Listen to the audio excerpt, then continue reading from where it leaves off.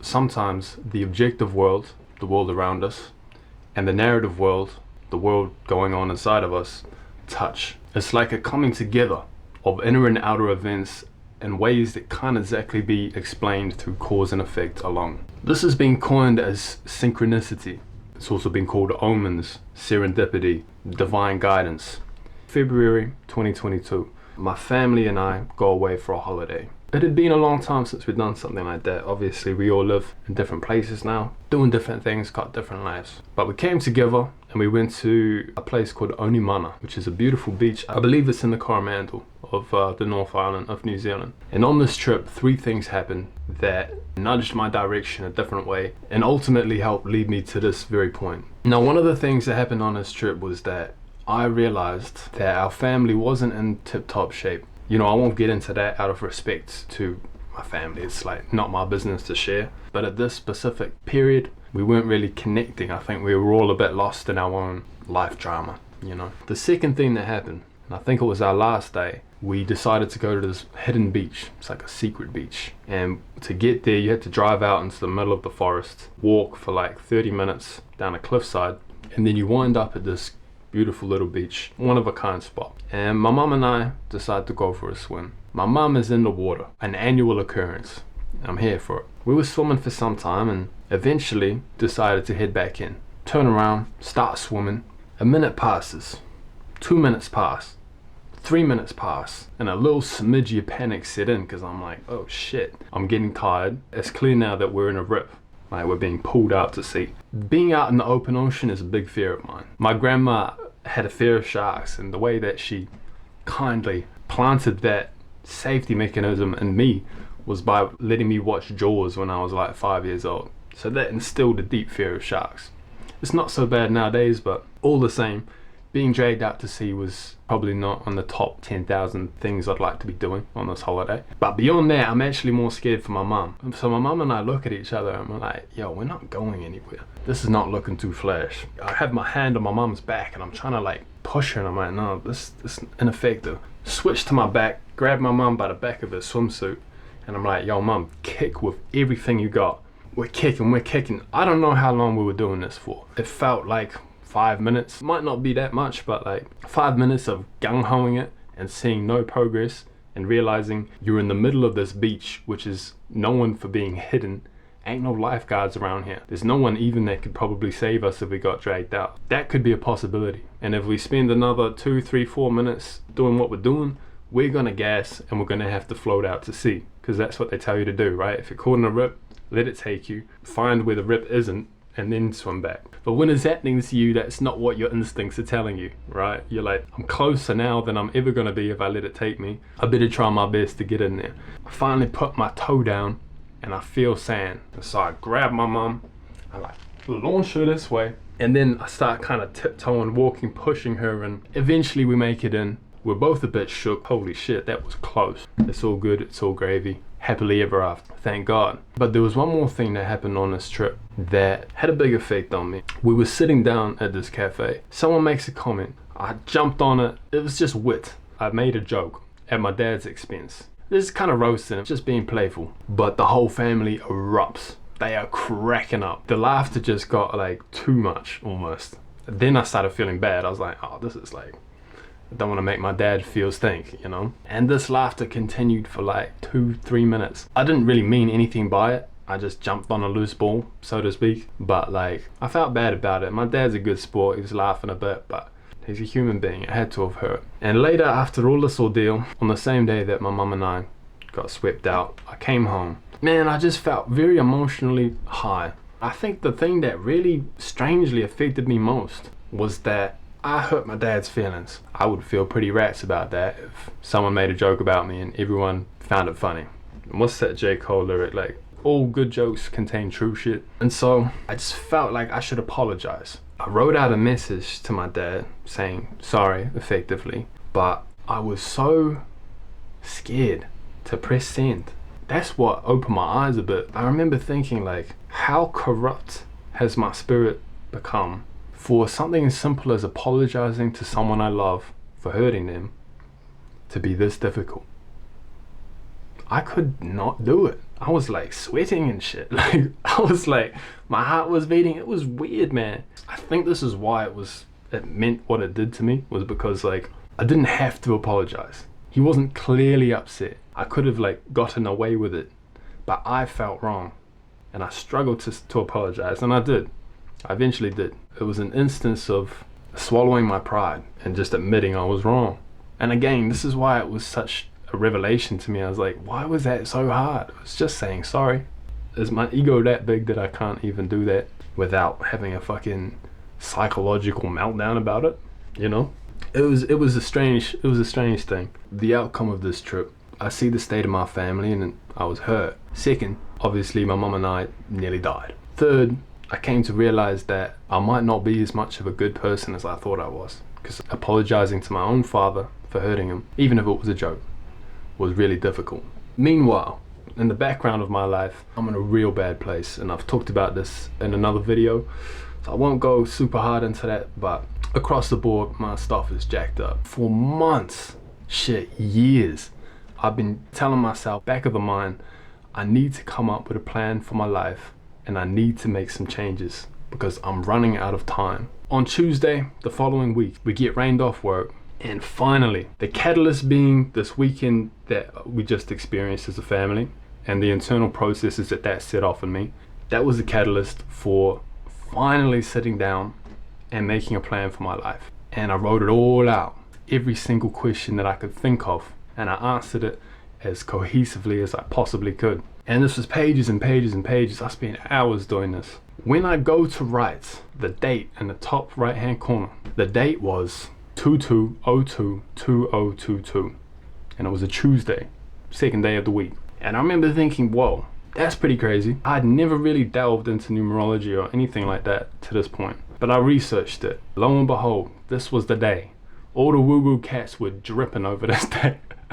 This was the day, like, if you're gonna change your life, this is the one. Because apparently in the spiritual world, this is considered a mirror date. And a mirror date brings with it the energy of change and divides the world into before and after. And there's all sorts of things about this number, like it's a palindrome. If you write it out, it says the same thing backwards.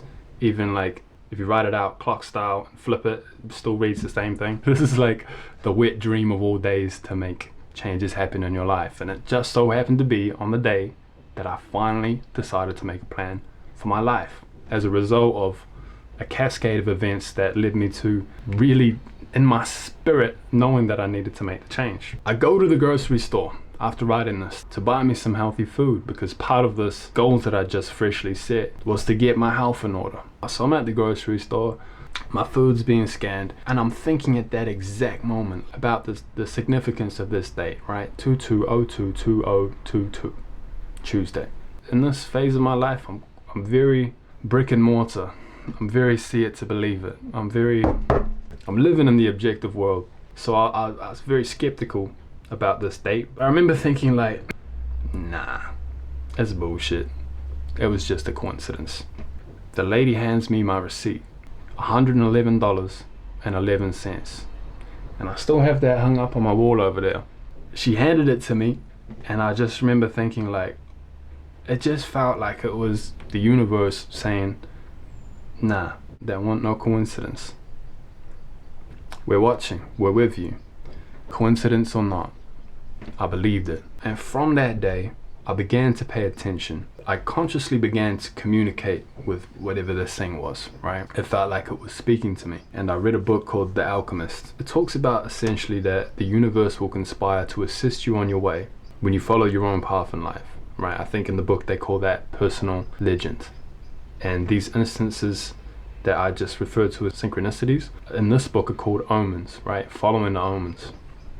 And so I began to make a practice of that. For example, a couple weeks later, I'm going for a walk, and I walk past the community center, and there's a sign, Toastmasters, learn how to speak publicly. I had heard of Toastmasters before. It had been long since implanted in the back of my mind, like that's something that I ought to do, because I have a big fear of public speaking. In school, I was the dude who wagged school for a week if I had to give a speech in one class. Suffice to say, it was a big fear of mine. I'm thinking and I'm chatting all this stuff about transformation and change.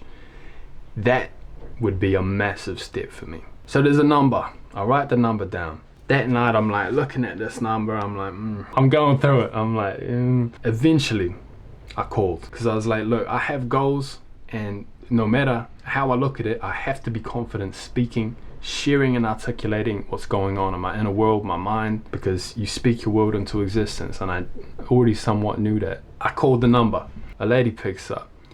Hi, I'm Fletcher. I'm potentially interested in seeing what Toastmasters is all about. She goes, cool. We have bi-weekly sessions. Our next one is tomorrow morning at 7 o'clock. And I was like, oh, fuck. If it's bi-weekly, there's a 1 in 14 chance that it would be tomorrow. But at this point, this felt like another omen to me, right? It had the essence of like, strike while the iron's hot. Don't procrastinate with this, do it now. And so I rocked up the next day, nervous as hell, gave like an impromptu speech in front of like a small room of people, terrified as, had all the bad habits. I'm like moving my feet, I'm like stuttering and shit. It was like, it wasn't a good showing. And I walked out of there thinking, fucking hell, I'm worse than I thought I was. But I did fucking do the thing. I later signed up, I did that for about a year, and I became quite a key figure in the organization at that time. And obviously I grew from that. I became a better person, and something about growth, something about evolution, pushing it, you know, really standing on the edge of your comfort zone, sticking your head out further than you ever have before, and you're scared because whatever it is out there loves to see it. I don't know how to describe it, man. It's like when the universe or when God or whatever sees that you're actually out here trying, it'll throw you a loose ball. It'll nudge you on like, go on then, what about this? This is when you'll be guided, and this is when you'll realize that you're not alone. This is where the magic happens. So I did Toastmasters for a year, and throughout that time I also just started taking other risks and really consciously trying to step out of my comfort zone. I started dating a lot. I signed up to martial arts. I did boxing. I took a fight, lost the fight, close one, long story, lost. But of course there was a massive learning curve in that process itself. And the signs just kept coming, man. And even my current partner, a French lady, the day we met, I told her about this whole story. I told her about specifically the trip with my family where all this stuff went down and how that became a turning point in my life. I hadn't told anyone in the world that before. Not one. Something about this girl made me feel like I want to share that with you because we connected instantly. The very next day after we met, I watched her Instagram story. Where is she at? She's at that very beach where my mum and I nearly got dragged out to sea. Now I live in New Zealand. New Zealand is a series of islands. There is tens of thousands of kilometers of beach. The chances that she would go to that very beach are so ridiculously minute. It's about 3 hours from the city we live. On top of that, you have to drive through the woods. Then you have to do like a 40-minute hike through the bush to get there. And by now I knew to look out for these signs. So I thought, maybe there's something to this girl. Maybe I should look into this. Suffice to say, it's a given now, and it's just elevated since I met her because she's an extremely driven person too.